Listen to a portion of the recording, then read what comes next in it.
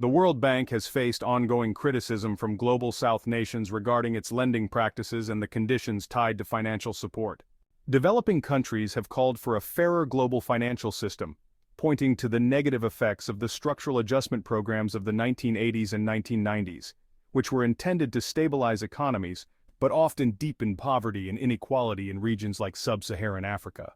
A 2002 UNICEF report noted that 60% of countries implementing structural adjustment programs saw reduced access to essential services, contributing to long-term instability. Another issue is the loss of sovereignty imposed by World Bank loans, with nations like Ghana and Zambia forced to adopt austerity measures that sparked unrest. Environmental and social concerns have also arisen, as World Bank projects in Indonesia and Ethiopia have been linked to deforestation, displacement, and ecosystem damage. Additionally, the bank's decision-making is seen as disproportionately influenced by powerful global North shareholders like the United States and Japan, leading to accusations that the bank prioritizes wealthier nations' interests over those of developing countries. Critics argue that the World Bank's efforts to address past mistakes have been inadequate. Despite creating an independent evaluation group, or IEG, to review projects, a 2020 report found that only 45% of recommendations had been fully implemented, raising doubts about the bank's commitment to reform. This criticism has intensified due to perceived inequalities in global financial aid, particularly during crises like the COVID-19 pandemic, where aid pledges to African and Latin American countries were seen as insufficient compared to the swift support for Ukraine during the 2022 Russian invasion. In response to these challenges, China, alongside other BRICS nations, led the establishment of the Asian Infrastructure Investment Bank, or AIIB, in 2016. The AIIB aims to provide a more equitable alternative to the World Bank, focusing on the infrastructure needs of the Global South. With a capital base of $100 billion and over 100 member states, the AIIB has emerged as a credible competitor to traditional Western-dominated financial institutions, signaling a shift in the global economic order. Let's start with an example of issues for the countries who have received loans from the World Bank. During the 1980s and 1990s, the Structural Adjustment Programs, or SAPs, promoted by the World Bank and IMF, had devastating effects across many African nations. These programs frequently imposed strict austerity measures, required governments to cut public expenditures, and encouraged economic liberalization.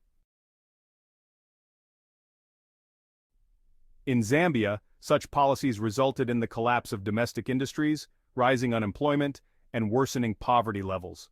Critics contend that these programs prioritized debt servicing over social welfare, leading to enduring economic and societal damage. In 2016, Mozambique encountered a separate crisis when over $2 billion in hidden loans were exposed.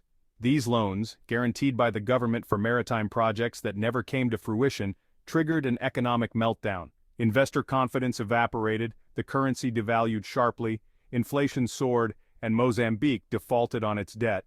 This crisis revealed significant transparency and governance deficiencies associated with projects backed by the World Bank, further destabilizing the country's economy. Argentina faced a severe downturn in the late 1990s after following policy recommendations from the World Bank and IMF that emphasized privatization, deregulation, and fiscal austerity. These measures failed to stabilize the economy and instead drove Argentina into a deep recession. By 2001, the country defaulted on its public debt, resulting in a widespread economic crisis characterized by rampant poverty and unemployment. Critics believe that the rapid shift toward neoliberal policies, without adequate social protections, played a major role in causing this collapse. Let's take a quick pause. Could you do us a favor? If you enjoy our content, please hit the like button. To help even more, leave your thoughts and feedback in the comments. Your engagement helps us grow. Thank you.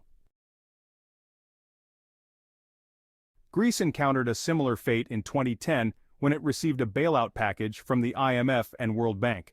The assistance came with stringent austerity conditions, including sharp cuts to public spending, pensions, wages, and tax hikes. Although aimed at reducing the fiscal deficit, these measures triggered an economic contraction, spiked unemployment rates, and led to significant social unrest. Many argue that the austerity policies worsened Greece's recession and prolonged its economic recovery. In Indonesia during the Suharto regime, the World Bank funded several large-scale projects including transmigration programs that aimed to move millions of people from overcrowded areas to less populated islands. These initiatives often caused serious environmental damage, such as deforestation, and incited social conflict between migrants and indigenous populations. The resulting environmental degradation caused major biodiversity loss and long-lasting ecological damage. Nicaragua similarly adopted structural adjustment policies under the guidance of the World Bank and IMF during the 1990s, including economic liberalization and privatization. While these measures helped stabilize the economy, they also deepened poverty and exacerbated inequality. Rapid privatization of essential services like healthcare and education reduced access for the poorest populations, widening social disparities and undermining long-term development goals. In Ethiopia, the World Bank-backed agricultural reforms focused on modernizing the sector through large-scale commercial farming. However, these efforts often displaced small-scale farmers and pastoralists, resulting in lost livelihoods and heightened social tensions. Critics argue that the emphasis on commercial agriculture ignored the needs of local communities, exacerbating food insecurity and deepening poverty in rural areas. Similarly, in Honduras, World Bank-backed mining projects have been tied to environmental degradation and social conflict. The expansion of mining operations often displaced local communities, polluted water sources, and led to the loss of agricultural lands. Protests from affected communities underscored the significant social and environmental costs associated with the World Bank's investment strategies.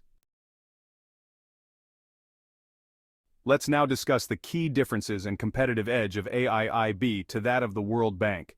The Asian Infrastructure Investment Bank, or AIIB, has emerged as a significant player in global finance, offering a distinct alternative to institutions like the World Bank. Its streamlined operations are a key advantage, as the AIIB's non-resident board meets periodically, avoiding the bureaucratic delays often associated with the World Bank's resident board, which must approve all loans. This efficiency makes the AIIB especially attractive to countries that require quick access to funding for infrastructure projects. Another appealing aspect of the AIIB is its more flexible approach to lending. Unlike the World Bank, which frequently conditions its loans on the implementation of political and economic reforms, the AIIB imposes fewer such requirements. This lighter touch gives developing nations greater autonomy over their economic policies, enabling them to pursue their own development goals without external constraints. The AIIB's primary focus on infrastructure aligns closely with China's long-standing emphasis on infrastructure as a driver of economic growth. This is in contrast to the World Bank's broader mission, which includes poverty reduction and often diverts resources away from large-scale infrastructure projects. For many developing countries, the AIIB's singular focus on infrastructure represents a more targeted solution to their growth needs. Financially, the AIIB is rapidly scaling its operations. By 2024, its loan portfolio is projected to reach $90 to $100 billion, positioning it among the largest multilateral development banks in the world. This rapid growth stands in stark contrast to the slower pace of institutions like the World Bank and the Asian Development Bank. With annual investments in infrastructure projects expected to reach $10 to $13 billion, the AIIB has the capacity to rival the World Bank, which has faced criticism for its slow project preparation and lengthy approval processes. The rise of the AIIB marks a significant shift in global economic power, signaling a movement away from Western dominance, particularly that of the United States, toward China. Many countries have increasingly turned to the AIIB for funding, reducing their reliance on the World Bank. This trend reflects China's growing leadership in international finance and its broader ambition to reshape the global economic order, challenging the long-standing influence of Western-led institutions. That's all for this video. Thank you for watching this video. We sincerely appreciate you joining us today. If our content resonated with you or sparked inspiration, please consider expressing your support by liking it and subscribing to stay connected with our community. Your support holds immense value for us. You can watch another video of our channel, which is now on the screen.